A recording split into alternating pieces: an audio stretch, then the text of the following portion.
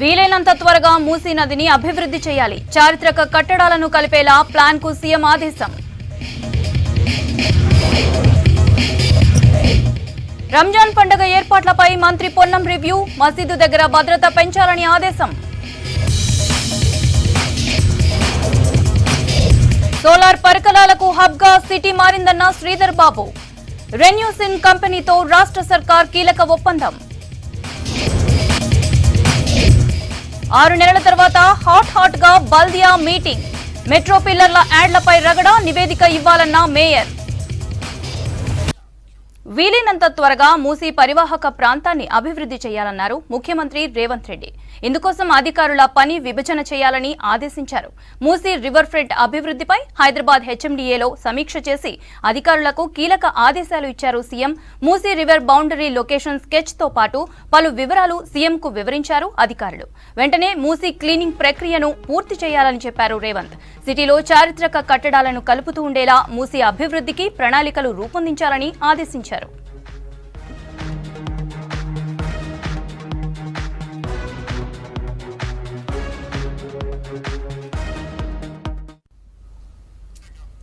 రంజాన్ పండుగ శాంతియుతంగా జరుపుకోవాలన్నారు హైదరాబాద్ ఇన్ఛార్జ్ మంత్రి పొన్నం ప్రభాకర్. సిటీలో నీటి ఎద్దడి లేకుండా చర్యలు తీసుకోవాలని అధికారులను ఆదేశించారు. మసీదుల దగ్గర అదనంగా క్లీనింగ్ సిబ్బందితో ఎప్పటికప్పుడు శుభ్రం చేస్తూ భద్రతా ఏర్పాట్లు చేయాలన్నారు. రంజాన్ పండుగ ఏర్పాట్లపై సమీక్ష నిర్వహించారు మంత్రి పొన్నం ప్రభాకర్. ఓల్డ్ సిటీకి తాగునీరు అందించే మీరాలం పంప్ హౌస్ ని రిపేర్ చేయించాలని అధికారులను కోరారు. ఇమాంలు, మోజాన్లకు జీతాలు రిలీజ్ చేయాలని ఆదేశించారు.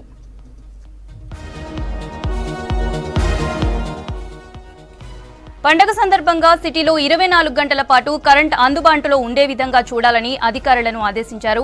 తనిఖీల పేరుతో చిరు వ్యాపారులను పోలీసులు ఇబ్బంది పెట్టకుండా చూడాలని విజ్ఞప్తి చేశారు. స్ట్రీట్ లైట్ సమస్యలు పరిష్కరించాలన్నారు మంత్రి పొన్నం ప్రభాకర్. రంజాన్ పండగ నిధులపై సీఎం రేవంత్ రెడ్డితో చర్చిస్తానని హామీ ఇచ్చారు. రివ్యూ సమావేశానికి ప్రభుత్వ సలహాదారు షబీర్ అలీ, ఎంఐఎం ఎమ్మెల్యే అక్బరుద్దీన్ ఓవైసీ, వక్ఫ్ బోర్డు చైర్మన్ హాజరయ్యారు.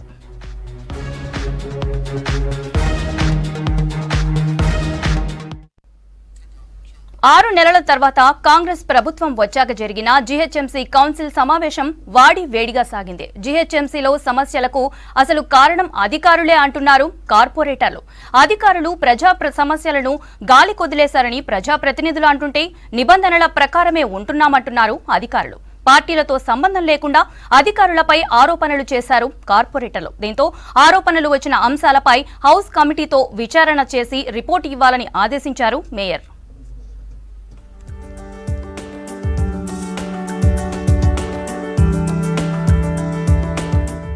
కాంగ్రెస్ ప్రభుత్వం ఏర్పడ్డాక తొలిసారి జరిగిన జీహెచ్ఎంసీ కౌన్సిల్ సమావేశాలు హాట్ గా జరిగాయి. ప్రతిపక్ష పార్టీలు, అధికార పక్షాల కార్పొరేటర్లు ఒకరిపై ఒకరు విమర్శలు చేసుకున్నారు. ప్రశ్నోత్తరాల సమయంలో కాంగ్రెస్, బీఆర్ఎస్, బీజేపీ కార్పొరేటర్ల మధ్య వాగ్వాదం జరిగింది. కార్పొరేటర్లు అధికారుల పనితీరుపై ఆగ్రహం వ్యక్తం చేశారు. క్షేత్రస్థాయిలో వెళ్లి సమస్యలు పరిష్కరించకుండానే సంతకాలు పెట్టి వెళ్లిపోతున్నారని ఆరోపించారు. సమాచారం ఇవ్వకుండానే జోనల్ సమావేశాలు పెడుతున్నారని మండిపడ్డారు. ఆ తర్వాత మేయర్ విజయలక్ష్మి సర్ది చెప్పడంతో మీటింగ్ కంటిన్యూ అయింది.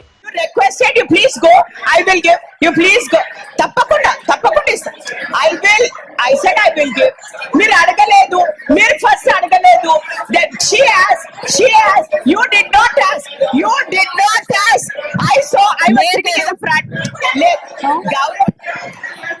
జీహెచ్ఎంసీలో మెట్రో పిల్లల ప్రకటనల విషయంలో గోల్మాల్ జరుగుతుందని ఆరోపించారు బీజేపీ, కాంగ్రెస్ కార్పొరేటర్లు. పిల్లల ప్రకటనల నిధులు మెట్రో సంస్థని తీసుకుంటుందన్నారు. మెట్రో నుంచి జీహెచ్ఎంసీకి ఎలాంటి నిధులు రావడం లేదన్నారు. జీహెచ్ఎంసీలో మొత్తం 2000 పిల్లర్స్ ప్రకటనల ద్వారానే 1000 కోట్లు 2 ప్రైవేట్ సంస్థలు కొల్లగొడుతున్నాయని ఆరోపించారు. ఐఎన్పిఆర్ ద్వారా ప్రైవేట్ సంస్థలు ఒక్కో పిల్లర్కు 50,000 వసూలు చేస్తున్నాయన్నారు. ఈ లీడ్ స్పేస్, ప్రకాష్ ఆర్ట్స్, ఈ రెండే హైదరాబాద్ నగరంలో అడ్వర్టైజ్మెంట్ బోర్డులు కంపెనీలు ఉన్నాయా? మెట్రో కంపెనీ 11,500 తీసుకుంటే ఈ కంపెనీల ఛార్జ్ ఎంత తీసుకుంటుంది తెలుసా మేడం? 45,000 తీసుకుంటుంది. ఈ రెండు కంపెనీలలో కూడా ఏదో వాళ్ళ ఆఫీస్ల నామ్స్ ప్రిపేర్ చేసి దానికి సంబంధించిన ఆఫీసర్ పంపగానే ఇవన్నీ కూడా లేటెస్ట్ గా జరిగినాయి కాదు, గతంలో జరిగినాయి చెప్తున్నా. అప్పటి నుంచి మాట్లాడే అవకాశం కూడా మాకు ఇంతకు ముందు కౌన్సిల్ ఇయ్యలేదు.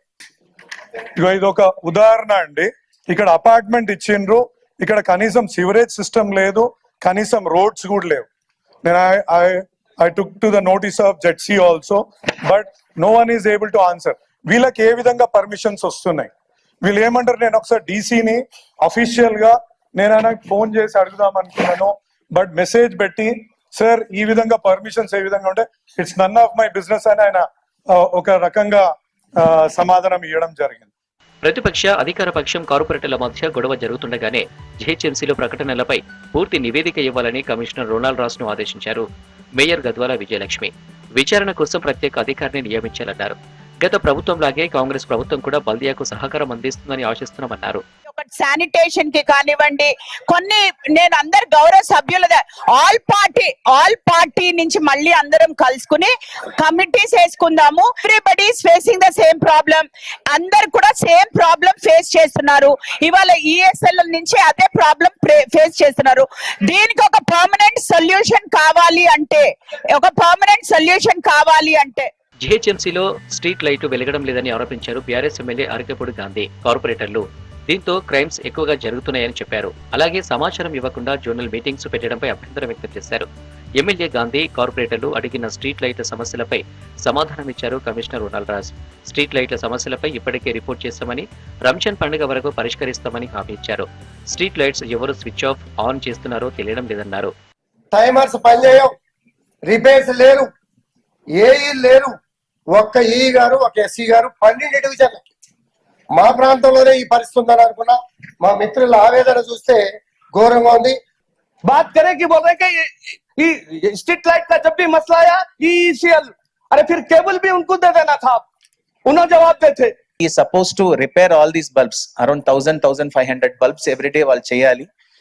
That vendor I think last month he's got terminated. మళ్ళా వాళ్ళు కొత్త టెండర్ వేసారు ESL వాళ్ళు. They have promised that within 2 weeks మళ్ళా కొత్త వెండర్ పెట్టి ఈ రిపేర్స్ అనేది మనం స్టార్ట్ చేస్తామని చెప్తున్నారు.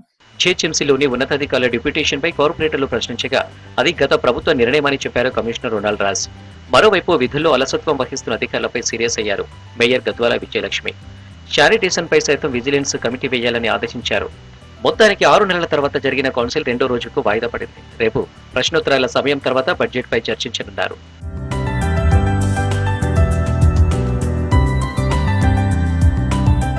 ఉదయం జీహెచ్ఎంసీ కౌన్సిల్ మీటింగ్ ప్రారంభం కాగానే ముందుగా మాజీ ప్రధాని తెలంగాణ ముద్దుబిడ్డ పివి నరసింహారావుకు భారతరత్న ఇచ్చినందుకు కేంద్రానికి ధన్యవాదాలు తెలిపారు సభ్యులు. మొత్తం 23 ప్రశ్నలను చర్చించాలని మేయర్ నిర్ణయించగా కేవలం 3 మాత్రమే చర్చ జరిగింది.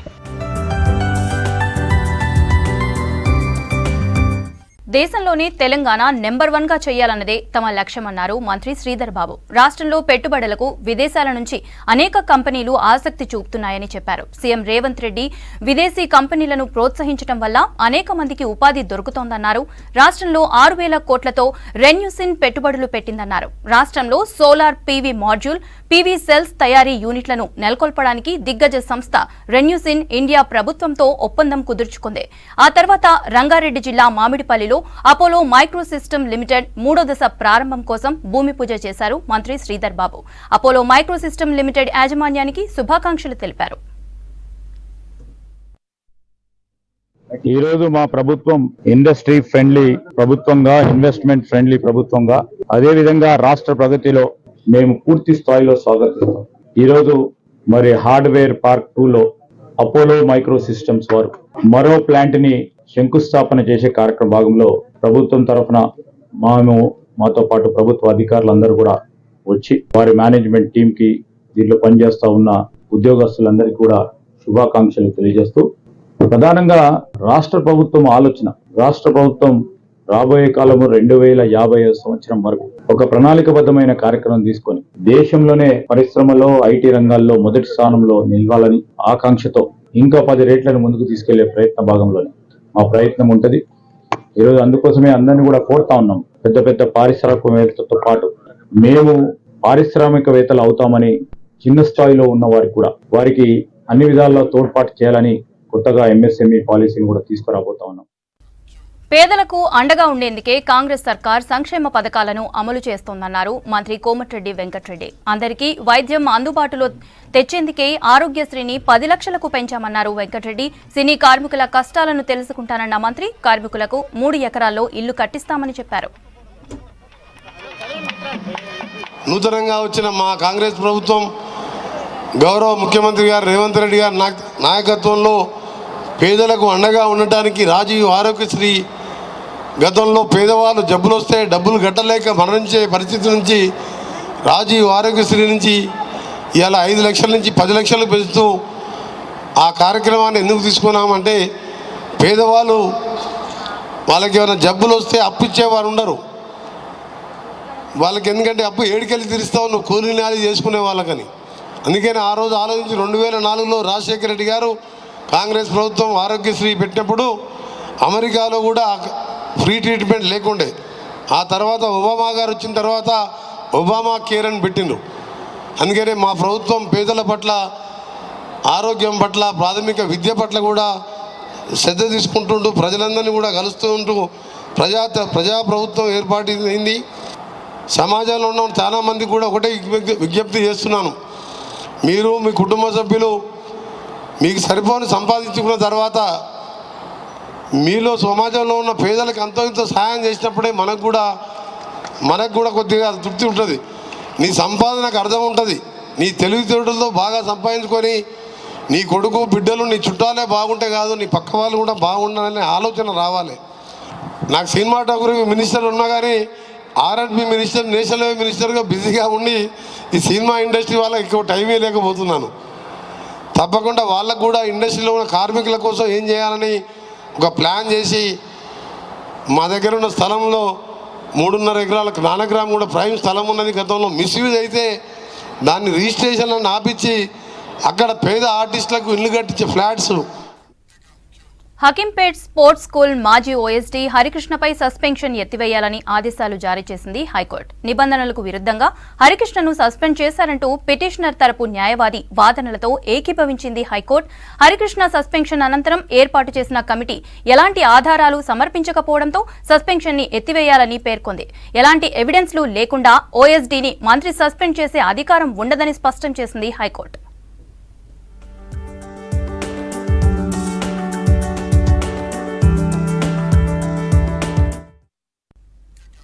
హైదరాబాద్ మాసబ్ ట్యాంక్లోని ట్రైబల్ వెల్ఫేర్ ఆఫీసులో ఏసీబీ అధికారులు రైడ్స్ చేశారు. ట్రైబల్ అడ్మినిస్ట్రేషన్ బిల్డింగ్లో 84,000 రూపాయల లంచం తీసుకుంటూ ఎగ్జిక్యూటివ్ ఇంజనీర్ జగత్ జ్యోతి పట్టుబడ్డారు. లంచం తీసుకుంటుండగా ఆమెను రెడ్ హ్యాండెడ్ గా పట్టుకున్నారు ఏసీబీ అధికారులు. కేసు నమోదు చేసి జగత్ జ్యోతిని అదుపులోకి తీసుకున్నారు.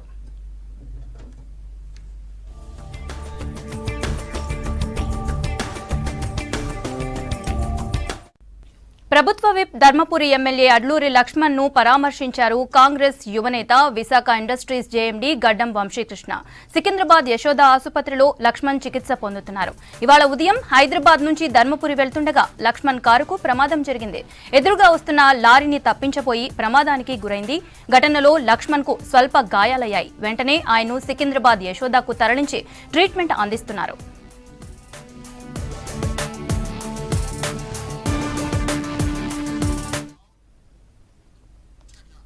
మేడ్చల్ జిల్లాలోని జవహర్ నగర్ మున్సిపల్ కార్పొరేషన్ మేయర్పై అవిశ్వాస తీర్మానంలో అసమ్మతి వర్గం నెగ్గింది.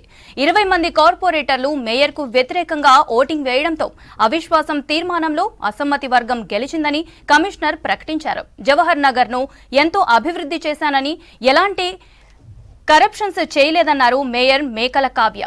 ఒక పార్టీలో ఉండి మరొక పార్టీకి కొందరు కార్పొరేటర్లు సపోర్ట్ చేస్తున్నారన్నారు. మీ అందరికీ తెలుసు, నా పైన అవిశ్వాస తీర్మానం ప్రవేశపెట్టారు. దానికి మేమందరం ఇప్పుడే వచ్చి మా దగ్గర మా లోకల్ ఎమ్మెల్యే అలాగే మా ఎమ్మెల్సీ సురభివాణి గారు, మన మల్లారెడ్డి సార్ ఇద్దరు ఎక్స్ అఫిషియో రిజిస్టర్ చేసుకున్నారు. మరి వాటిని కన్సిడర్ చేస్తున్నారా చేయట్లేదా అని ఒక రిక్వెస్ట్ కూడా ఇవ్వడం జరిగింది.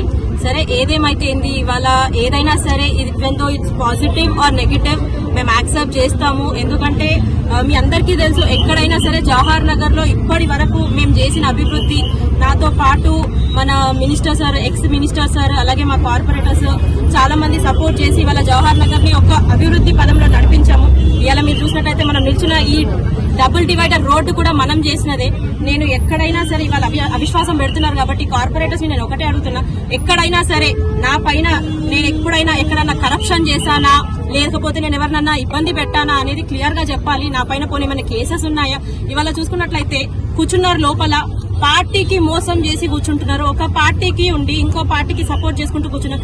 మీరు చెయ్యాలి అనుకుంటే బరాబర్ ఏ పార్టీకి చేయాలనుకుంటున్నారు అదే పార్టీకి చేయండి. కానీ అట్లా ఏమంటారంటే మేకతోలు కప్పుకున్న పులి లెక్క ఒక కండువా కప్పుకొని ఇంకొక పార్టీకి సపోర్ట్ చేయడం. మీరు ఏ పార్టీకి చేస్తారో ఆ పార్టీకి న్యాయంగా ఉండాలని కోరుతున్నాను. మీరు ఏదైనా సరే మేము అగ్రీ చేస్తాం, కానీ పార్టీకి న్యాయం చేయండి.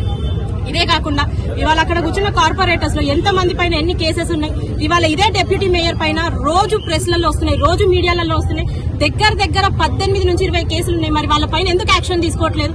ఆయన ఏ పార్టీ వస్తే ఆ పార్టీకి పోవడము, కండువా కప్పుకోవడము, కేసెస్ కొట్టించుకోవడం. 20 కేసులు ఉన్నాయి. మరి ఇదే డిప్యూటీ మేయర్ పైన ఎందుకు పీడీ యాక్ట్ బుక్ చేయట్లేదు? ఎందుకు పోలీసులు వాళ్ళకి సపోర్ట్ చేస్తున్నారు? ఇక్కడ బీఆర్ఎస్ పార్టీ సపోర్ట్ చేస్తుంది, ఇక్కడ కాంగ్రెస్ పార్టీ సపోర్ట్ చేస్తుంది. ఇదే ఇవాళ ఉన్న లలిత పైన షోకాస్ నోటీస్ వచ్చింది, ఇదే శాంతి కోటేష్ గౌడ్ పైన షోకాస్ నోటీస్ వచ్చింది, ఇదే బల్లి రోజా పైన షోకాస్ నోటీస్ వచ్చింది. మరి ఎందుకు కలెక్టర్ వీటన్నింటినీ ప్రశ్నిస్తలేడు? తెలుగు రాష్ట్రాల్లో ప్రభుత్వ ఆసుపత్రులు, పాఠశాలల్లో ఏదైనా సహాయం కోరితే చేస్తామన్నారు ప్రముఖ నటుడు సోనూ సూద్. రంగారెడ్డి జిల్లా శంషాబాద్లో ప్రభుత్వ పాఠశాల భవనాన్ని ఆయన ప్రారంభించారు. సినిమాల్లో నటించినప్పుడు ఇంత అనుభూతి కలగలేదని, సామాజిక సేవలో మాత్రమే ఈ సంతోషం ఉంటుందంటున్నారు సోనూ సూద్. కార్యక్రమంలో ఎంపీ రంజిత్ రెడ్డి, ఎమ్మెల్యే ప్రకాష్ గౌడ్తో పాటు స్కూల్ విద్యార్థులు పాల్గొన్నారు.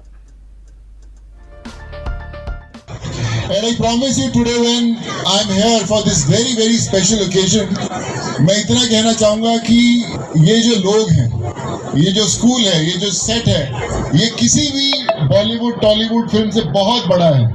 Very very big.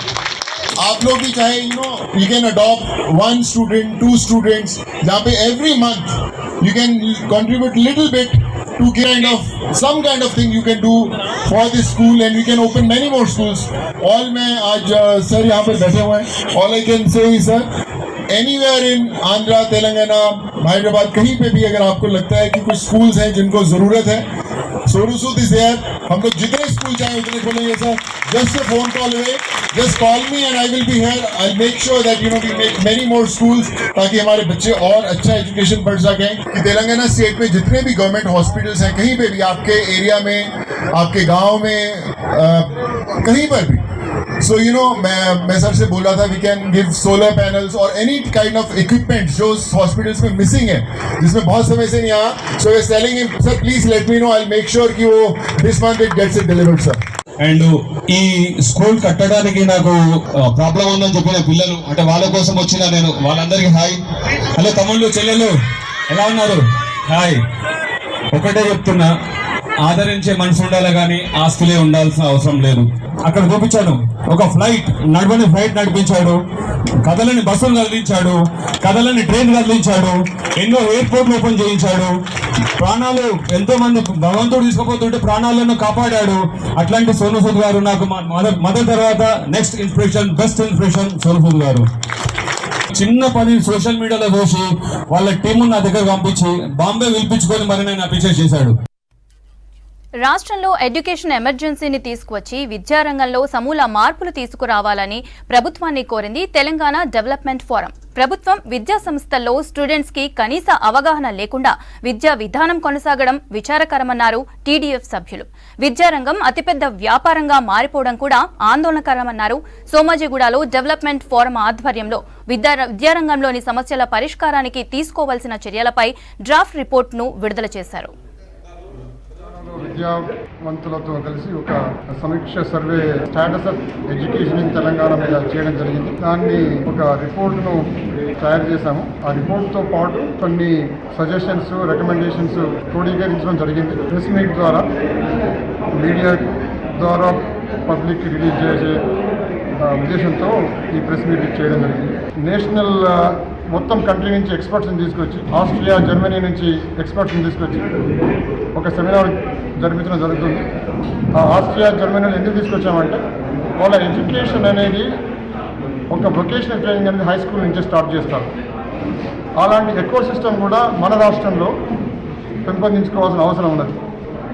దీనికి 21st morning chief minister Revanth Reddy గారు ఇనాగరేట్ చేస్తున్నారు. ప్రస్తుతం మన తెలంగాణ రాష్ట్రంలో విద్యా వ్యవస్థ పతనావస్థలో ఉంది. అట్టడుగున ఏ సూచిక చూసినా విద్యాపరమైంది అట్టడుగున అక్షరాస్యత ఉన్నది, అభ్యాసన సంఖ్య చూడండి, ఏ రకంగా కాదు. కాబట్టి దీనికి చర్యలు ఎమర్జెన్సీ లెవెల్లో జరగాలి, కొంత మేజర్ చేంజెస్ కావాలి. ఇది పీస్ఫుల్ అప్రోచ్, ఇది ఈ గ్రాడ్యువల్ అప్రోచ్ అనేది మనకు సరి అయిన ఫలితాలు ఇస్తాయి అనేది ఆశించలేదు. సో కాబట్టి ఇప్పుడైనా మేల్కొని పెద్ద లెవెల్లో సంస్కరణలు తీసుకొస్తే దీర్ఘకాలంలో, ఎందుకంటే విద్యా వ్యవస్థ అనేది ఓవర్నైట్లో ఫలితాలు ఆశించలేదు. సో ప్రస్తుతం ఒక చైల్డ్ను పునాది లెవెల్లో గట్టిగా చేస్తే ఒక 20-25 సంవత్సరాల తర్వాత మనకు సత్ఫలితాలు వస్తాయి. కాబట్టి సో ఇమ్మీడియట్గా ఏమేమి చర్యలు తీసుకోవాలనేది మనం క్లుప్తంగా చెప్పడం జరిగింది అంశాల పరంగా. ఏది ముఖ్యంగా ఫౌండేషన్ స్టేజ్ పెంచడం ఎలా, అది ఇంపార్టెంట్. తర్వాత దానికి టీచర్కి సంబంధించిన అంశాలు ఎలా పెంచాలి, తర్వాత విద్య ఏదైతే మేనేజ్మెంటు పరంగా ఏం చేయాలి, తర్వాత ఎగ్జామినేషన్ పరంగా ఏం చేయాలి, తర్వాత ఈ మేనేజ్మెంట్ రకంగా ఏమేమి చేస్తే బాగుంటుంది అనేది, మదర్ టంగ్ ఎలా ఉంటుంది, వీటన్నిటి గురించి క్షుణ్ణంగా మేము రిపోర్ట్లో పరిశీలించడం జరిగింది. ముఖ్యంగా విద్యావంతులందరూ ముందుకు వచ్చి మన విద్య మీద ఫోకస్ చేసి మన అస్తిత్వాన్ని, మన చరిత్రను కాపాడాలి. లేకపోతే మనం అందరం నాడు చరిత్రహీనంలో అవుతాము. వీళ్ళు ఎవరంటే మనకు ఒక ఐడెంటిటీ లేదు, ఒక భాష లేదు, గాలికి ఎటు వస్తాకి పోవడం సంభవిస్తుంది. కనుక మీరందరూ దయచేసి విద్య మీద ఫోకస్ చేయండి. విద్య ద్వారానే అన్ని సమాజంలో ఏ మార్పు రావాలన్న విద్య ద్వారానే వస్తుంది. రంగారెడ్డి జిల్లా మొయినాబాద్ మండలం చిలుకూరులో ఛత్రపతి శివాజీ జయంతి వేడుకలు ఘనంగా జరిగాయి. అధికారికంగా శివాజీ జయంతి వేడుకలు జరుపుకునే దేవాలయాల్లో చిలుకూరు బాలాజీ ఆలయం ఒకటన్నారు ఆలయ అర్చకులు.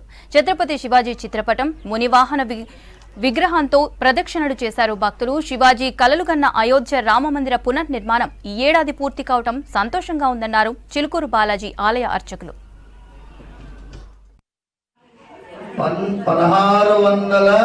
1630వ సంవత్సరంలో పుట్టారు మహానుభావుడు ఛత్రపతి శివాజీ మహారాజ్. 1630, 1680 అయిపోయాడు. ప్రాణ 50 ఏళ్ళు మాత్రమే బతికాడు. కొంతమంది 52 అంటున్నారు, కొంతమంది 50 అంటున్నారు. ఈ 50 ఏళ్లలో మొత్తం ఢిల్లీ అన్ని గజగజలాడించినాడు. తానాషా, ఇక్కడ ఉన్నటువంటి తానాషాతో ఒక ముస్లిం రాజుతో స్నేహం చేశాడు. ఆయన ఇప్పుడు ఆదర్శం అని అర్థమైందమ్మా. ఈ దేశంలో మన ముస్లింలను వ్యతిరేకం చేయట్లేదు. మనం ఎలా ఉన్నామంటే అందరినీ గౌరవిస్తాం. మన ధర్మం మనం కాపాడుకోవాలి, వాళ్ళ మతాన్ని వాళ్ళు ఆచరించేటట్టు చేసుకోవాలి. మనం ఎవరికి వ్యతిరేకం కాదు. అందుకోసం ఈ దేశంలో ఎక్కడా కూడా దేవాలయం లోపల ఛత్రపతి శివాజీ మహారాజ్ జయంతి చేయట్లేదు. గుడి లోపల అక్కడక్కడ శోభాయాత్ర చేస్తున్నారు. చిలుకూరులో మనం గుడి లోపల ఆయన జయంతి వైభవంగా చేసుకుంటున్నాం. బోలో ఛత్రపతి శివాజీ మహారాజ్ కి. కూకట్పల్లి జేఎన్టీయూ యూనివర్సిటీలో ఛత్రపతి శివాజీ జయంతి వేడుకలు ఘనంగా నిర్వహించారు ఏబీవీపీ విద్యార్థి సంఘం నేతలు. శివాజీ చిత్రపటానికి పూలమాలలు వేసి నివాళులర్పించారు. తర్వాత యూనివర్సిటీ విద్యార్థులతో కలిసి వర్సిటీ మొత్తం ర్యాలీ తీశారు. ఛత్రపతి శివాజీ హిందూ ధర్మాన్ని ప్రపంచానికి చాటి చెప్పిన మహనీయుడన్నారు. ఇటు అల్లాపూర్ శివాజీ నగర్లో శివాజీ విగ్రహ ప్రతిష్ఠ కార్యక్రమంలో పాల్గొన్నారు Delhi Public School chairman Malkam Komaraiah. Chhatrapati Shivaji భారతదేశంలో కాకుండా ప్రపంచ దేశం మొత్తంలో కూడా ఛత్రపతి శివాజీ అంటే ఎంతో చెప్పుకోదగ్గ ఒక రాజు లెక్క వాళ్ళందరూ చూస్తుంటారు. కాబట్టి ఇలాంటి ఛత్రపతి శివాజీ మన దేశంలో పుట్టడం మనకు గర్వకారణం.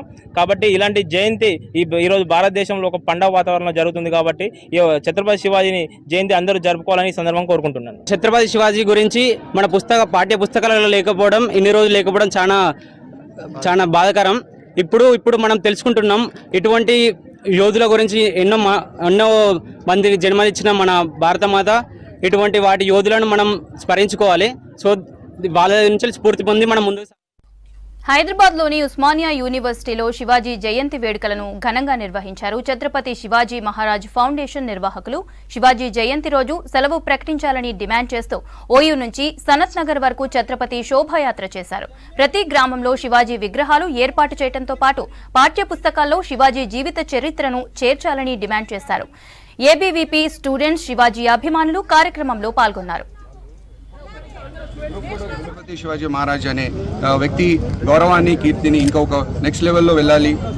ఇంటింటిలో శివాజీ మహారాజ్ ఖ్యాతిని తలుచుకోవాలి, మాట్లాడుకోవాలి, ఇంకా ఫాలో కావాలనే ఉద్దేశంతో మా ఫౌండేషన్ పనిచేస్తుంది. మా ఫౌండేషన్ పనిచేసిన ఇంకొక పెద్ద నేషన్ వైడ్ క్యాంపెయిన్ ఏంటంటే ఈరోజు హాలిడే జయంతికి డిక్లేర్ చేయాలని నేషనల్ హాలిడే క్యాంపెయిన్ కూడా జరుగుతుంది. దానికోసం మేము మిస్ కాల్ అనే campaign vote for Shivaji Jayanti అని మిస్ కాల్ అని ఇచ్చి ఆ ఓట్స్ ద్వారా డిమాండ్ క్రియేట్ చేసుకొని సెంట్రల్ గవర్నమెంట్ స్టేట్ గవర్నమెంట్ కూడా state holiday national holiday declare చేయాలనుకొని ఆ క్యాంపెయిన్ కూడా మనం చేస్తున్నాము. మా ఫౌండేషన్ ఇంకా ఉద్దేశం ఏంటంటే స్టాచ్యూస్ నిర్మాణం చేయడము, గ్రామాల్లో శివాజీ మహారాజ్ అవనం అది అన్ని స్కూల్లో కాలేజెస్లో ఆయన పాఠాలు ఉండాలి. ఇంకా గవర్నమెంట్ హాలిడే డిక్లేర్ చేసి అన్ని కళాశాలల్లో యూనివర్సిటీస్లో పార్లమెంట్లో గవర్నమెంట్ ఆఫీసెస్లో శివాజీ అనే ధ్వజాన్ని ఎగిరించాలి, ఇంకా ఫోటోకి పూజించాలని మేము కోరుకుంటున్నాము. నేషనల్ యాంథమ్ లాగా పాట కూడా శివాజీ మహారాజ్కి అంకితమైన స్తోత్రం కూడా పాడాలి. భారతదేశాన్ని కాపాడుకోవడంలో ఏ విధంగా తమ యొక్క పోరాట స్ఫూర్తిని తమ యొక్క గెరిల్లా యుద్ధం ద్వారా అదేవిధంగా తాను ప్రవేశపెట్టిన నావిగేషన్ విధానం ద్వారా ప్రత్యర్థులను ఏ విధంగా తరిమి కొట్టాడో అదేవిధంగా భారతదేశంతో పాటు ప్రపంచంలో ఉన్న అనేక దేశాలకు తమ యొక్క దేశాన్ని ఏ విధంగా కాపాడుకోవాలని సూచించిన వ్యక్తి శ్రీ ఛత్రపతి శివాజీ గారు. అదేవిధంగా పోరాటంలోనే కాకుండా మహిళలను ఏ విధంగా గౌరవించాలి, అదేవిధంగా ప్రత్యర్థులను విద్యా సమయంలో ఏ విధంగా ఉండాలి, యుద్ధం అయిపోయిన తర్వాత తమ యొక్క రాజ్యాలతో సత్సంబంధాలను ఏ విధంగా నెలకొల్పుకోవాలనే దారి చూపించిన వ్యక్తి శ్రీ ఛత్రపతి శివాజీ గారు. ఈనాటి యువకులందరూ కూడా ఛత్రపతి శివాజీని ఆదర్శంగా తీసుకొని మన యొక్క దేశం పైన ప్రత్యర్థులు జరుపుతున్న సంస్కృతిపరమైన దారిని హైదరాబాద్ నుమాయిష్ ముగింపు సందర్భంగా జిందా తిలిస్మాత్ కంపెనీ నిర్వాహకులు బంపర్ డ్రా తీశారు. డ్రాలో మొదటగా పేరు వచ్చిన వారికి 10 తులాల బంగారాన్ని బహుమతిగా ఇచ్చారు. సెకండ్ ప్రైజ్ గెలుచుకున్న వారికి 5 తులాల బంగారం అందించారు. అంతేకాకుండా నుమాయిష్ లో భాగంగా ప్రతి వారంతో పాటు రోజువారీ డ్రా తీశారు నిర్వాహకులు. వారం బంపర్ డ్రాలో విన్నర్లకు హోండా యాక్టివా, రోజువారీ విజేతలకు 5 గ్రాముల బంగారం ఇచ్చామన్నారు కంపెనీ ప్రతినిధులు. కార్యక్రమంలో నుమాయిష్ ఎగ్జిబిషన్ నిర్వాహకులతో పాటు జిందా తిలిస్మాత్ మేనేజింగ్ డైరెక్టర్ సోహెల్ ఫారూఖీ పాల్గొన్నారు.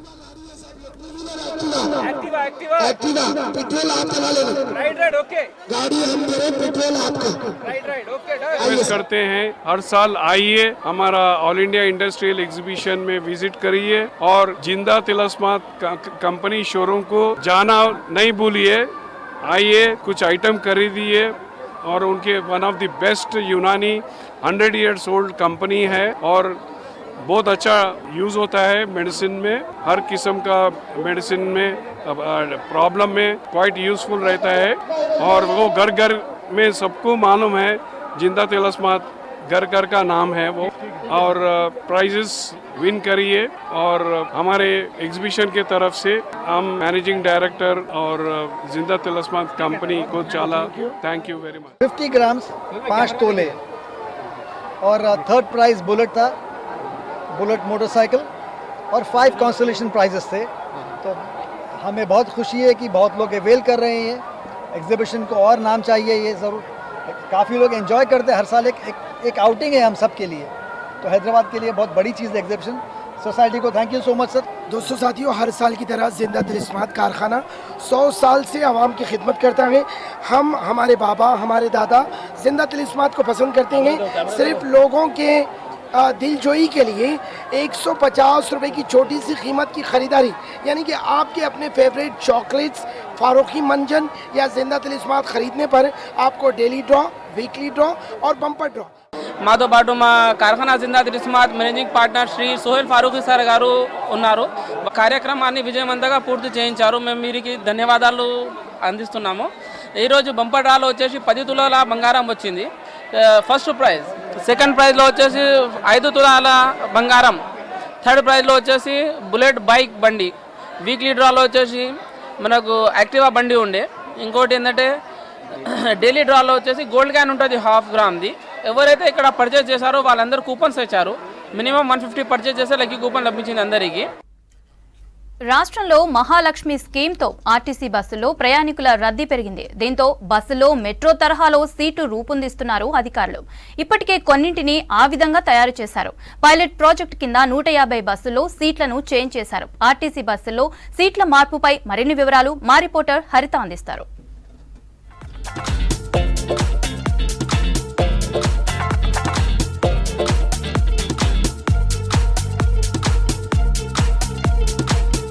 కాంగ్రెస్ ప్రభుత్వం అధికారంలోకి వచ్చాక మహిళల కోసం ఉచిత ఆర్టీసీ బస్సు ప్రయాణాన్ని అందుబాటులోకి తెచ్చింది. ఈ స్కీమ్ అందుబాటులోకి వచ్చినప్పటి నుండి కూడా పెద్ద ఎత్తున మహిళల రద్దీ పెరుగుతోంది. అయితే ఈ క్రౌడ్ మేనేజ్మెంట్లో భాగంగా ఆర్టీసీ సంస్థ వినూత్న రీతిలో ముందుకెళ్తోంది. ఆర్డినరీ బస్సుల్లో కొత్తగా సీటింగ్ అరేంజ్మెంట్స్ కూడా చేంజ్ చేశారు. మరి ఈ సీటింగ్ ఎలా ఉంది, కెపాసిటీ ఎలా ఉంది, మహిళలు రెగ్యులర్గా ఏ రూట్లో ఎక్కువగా ట్రావెల్ చేస్తున్నారు అన్న పూర్తి డీటెయిల్స్ తెలుసుకుందాం.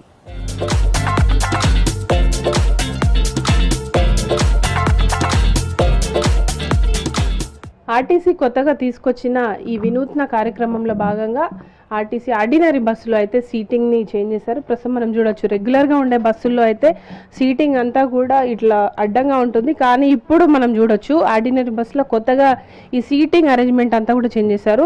ఎవరైతే మహిళలు కూర్చుంటారో సెకండ్ సీట్ నుంచి దాదాపు 3 సీట్లను కూడా సైడ్ వాల్ ఏదైతే మనకు మిర్రర్స్ అద్దం వైపు ఉంటాయో అటువైపుగా ఇటు 3 అటు 3 సీటింగ్స్ మొత్తం కూడా చేంజ్ చేశారు. దీని ద్వారా ఎక్కువ మంది ట్రావెల్ చేసేందుకు అనువుగా ఉండేలాగా ఇక్కడ ఏర్పాట్లు అయితే ఉన్నాయి. ప్రస్తుతం మనం కంటోన్మెంట్ డిపోకి సంబంధించిన ఆర్టీసీ బస్సులో ఉన్నాం. ఈ ఆర్డినరీ బస్సులో ఈ కొత్తగా తీసుకొచ్చిన ఫెసిలిటీ ద్వారా మహిళలకి ఎక్కువ మంది ట్రావెల్ చేసేందుకు ఉపయోగపడుతుందని అధికారులు కూడా చెప్తున్నారు. మరి ఇక్కడ మనతో పాటు మాట్లాడడానికి కంటోన్మెంట్ డిపో మేనేజర్ ఉన్నారు రామ్మోహన్ గారు. సార్ చెప్పండి, కొత్తగా ఈ మహాలక్ష్మి స్కీమ్ వచ్చినప్పటి నుండి కూడా క్రౌడ్ పెరుగుతుంది. ఈ స్కీమ్ ద్వారానే ఈ కొత్త అరేంజ్మెంట్స్ చేశారా?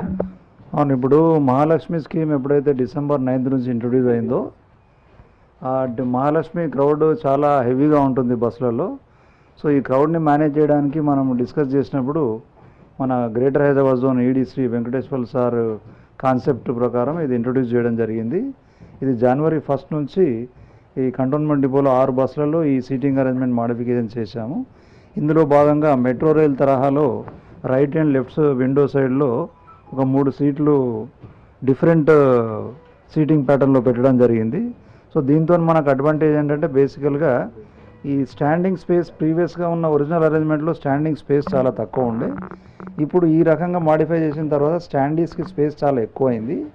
సో స్టాండీ స్పేస్ ఎంత ఎక్కువైందంటే సుమారుగా యావరేజ్గా ఈ మాడిఫికేషన్ అయిన తర్వాత 25 to 30 ప్యాసింజర్స్ ఉమెన్ ప్యాసింజర్స్ అదనంగా నిలబడే అవకాశము కల్పించడం జరిగింది. సో ఇందులో భాగంగా నిలబడ్డ వాళ్ళకు అంటే బ్రేక్ కొట్టినప్పుడు కానీ ఇతరత్ర సడన్ మూమెంట్ అయినప్పుడు పడిపోకుండా ఈ రూఫ్ హ్యాండ్ పోల్స్ ఏవైతే ఉన్నాయో అదనంగా రైట్కు ఒకటి లెఫ్ట్కు ఒకటి మనం రూఫ్ హ్యాండ్ పోల్స్ అరేంజ్ చేయడం జరిగింది. అదేవిధంగా ఇవి గతంలో ఈ రూఫ్ హ్యాండ్ పోల్స్ అదనంగా లేవు. ఈ స్టాండీస్కి మనం సపోర్ట్ ఇవ్వడానికి ఇది అరేంజ్ చేశాము. అదేవిధంగా వీటికి ఆర్మ్ స్లింగ్స్ కూడా అరేంజ్ చేశాము. హైట్ తక్కువ ఉన్న వాళ్ళు ఆర్మ్ స్లింగ్స్ పట్టుకొని సేఫ్గా నిలబడే అవకాశం ఉంది. ఓకే సార్, అంటే మామూలుగా ఈ ఆర్డినరీ బస్సులో ఎంత సీటింగ్ కెపాసిటీ ఉంటుంది, ఎంతమంది రోజువారీ ట్రావెల్ చేస్తుంటారు, ఇప్పుడు ఎంతమంది ట్రావెల్ చేసే అవకాశం ఉంటుంది? City ordinary average seating capacity 45. So ఇప్పుడు కూడా సీటింగ్ కెపాసిటీ అదే ఉంది కానీ మనకు 25 to 30 ప్యాసింజర్స్ పర్ ట్రిప్ అదనంగా ట్రావెల్ చేసే అవకాశం ఉంది. మామూలుగా ఇవి ఓన్లీ ఆర్డినరీనా, ఫ్యూచర్లో మెట్రో ఎక్స్ప్రెస్లో కూడా తీసుకొచ్చే అవకాశం ఉందా? ఆ మెట్రో ఎక్స్ప్రెస్లో మనం చేయలేము, అది హై ఎండ్ మోడల్ కాబట్టి ఈ ప్యాటర్న్ మాడిఫికేషన్ అనేది ఓన్లీ సిటీ ఆర్డినరీ బస్సెస్కి రెస్ట్రిక్ట్ చేస్తాము. సో ఇప్పుడు ప్రస్తుతానికి గ్రేటర్ హైదరాబాద్ జోన్లో హైదరాబాద్ అండ్ సికింద్రాబాద్ రీజన్ కలిపి 25 డిపోస్ ఉన్నాయి. ఈ 25 డిపోస్లో యావరేజ్గా 6 బస్సెస్ పర్ డిపో అంటే 150 బస్సెస్కి ఈ రకమైన మాడిఫికేషన్ చేయడం జరిగింది. ఓకే సార్, ఏ రూట్లలో ఎక్కువగా రద్దీ ఉంటుంది, ఈ బస్సులను ఎటువైపు నడిపే అవకాశం ఉంది? ఇప్పుడు ఎక్కువ రద్దీ ఉన్న ప్రతి డిపోకి రద్దీ ఉన్న రూట్స్ ఉంటాయి, డిఫరెంట్ రూట్స్.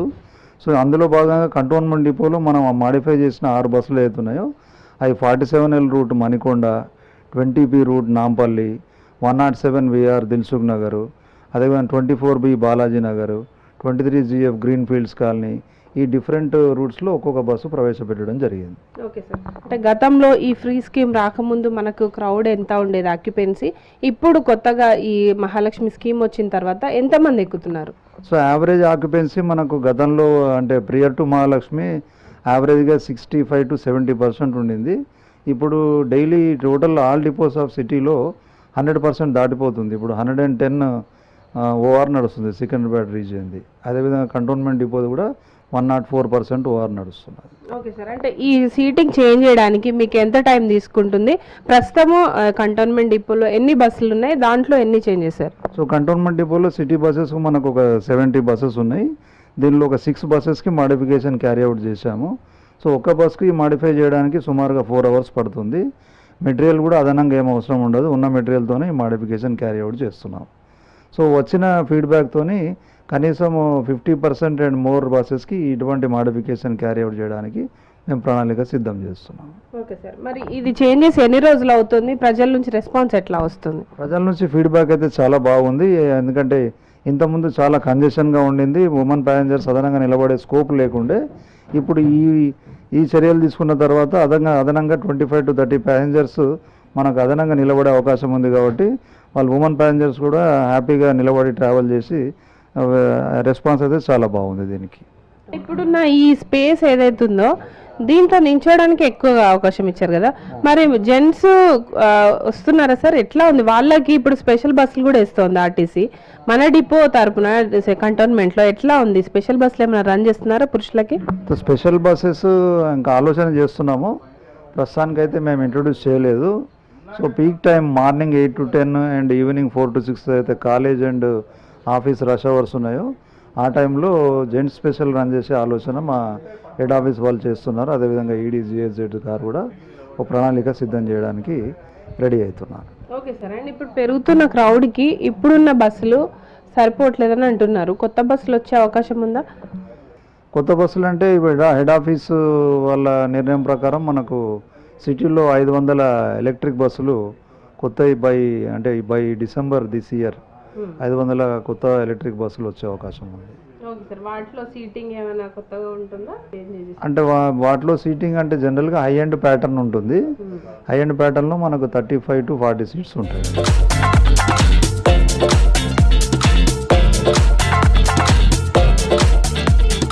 చూసారు కదా, హైదరాబాద్ మెట్రో రైల్లో ఉన్న సీటింగ్ కెపాసిటీని తలపించేలాగా మన ఆర్టీసీ ఆర్డినరీ బస్సులో కూడా ఈ రకమైన కొత్త పద్ధతిని అందుబాటులోకి తెచ్చారు.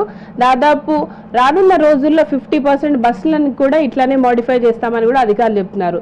ప్రస్తుతం అయితే మహిళల సంఖ్య పెరుగుతున్న నేపథ్యంలోనే ఆర్టీసీ బస్సుల్లో క్రౌడ్ మేనేజ్మెంట్లో భాగంగా ఈ తరహా వినూత్న పద్ధతులను తీసుకొస్తోంది ఆర్టీసీ. కెమెరా పర్సన్ రమేష్తో హరిత, V6 న్యూస్, హైదరాబాద్. ఇవి హమారా హైదరాబాద్ అప్డేట్. Stay tuned.